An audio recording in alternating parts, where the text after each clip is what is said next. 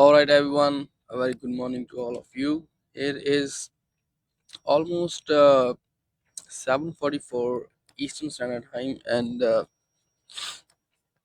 is not a lot of going on right now in the markets. Starting with the starting with the calendar, we are having a very light, or let's just say a thin economic events happening today. As of Friday, we're just gonna have some retail sales coming out of from US side, and all I'm looking out of this data is really a huge mess across the board, where the participants does not have a confusion that is this a really bad data. So that weaker numbers can help us to find some opportunities across the board, but with that it's just if don't we get any nice numbers out of it, I think it's nice to just stay patient. Talking about yesterday, we have had a lot of talks coming out from US President Donald Trump's side. He was calling it a big day as of US reciprocal tariffs gonna get signed as an executive orders, but the market just took it as a very softer way as the yesterday's tariff announcement. It was just a measures which was very complex, and the biggest part for this is that it is not coming in until after April.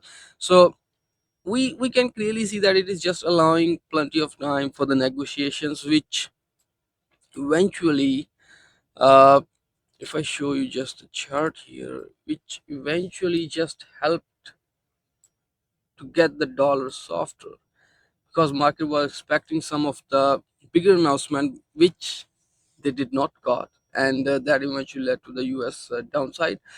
And because of that, it's just clearly helping the sentiment across the Antipodeans, New Zealand and Aussie. Can see that clearly leading the pack, just because of those reciprocal disappointing reciprocals announcements. Equities is also trading very nicely. So Hang Seng China 50 is up. Majority of the equities are up. S&P 500 just hit all-time highs, close to all-time highs. Nasdaq is also doing very great. The gold is also at the top, and it has its own story. I just don't want to get dive into that right now. Crude oil and commodities is also just continuously pushing higher, as we can see on the lighter time frame.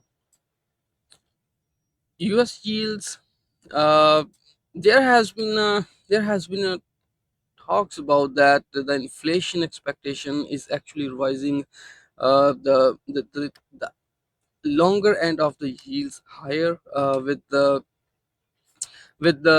expectations of inflation staying above, but also it is getting complicated, if I may say that, because the tariffs are currently on the table, which eventually pushing the yields down. So it's a really complicated story across the yield side.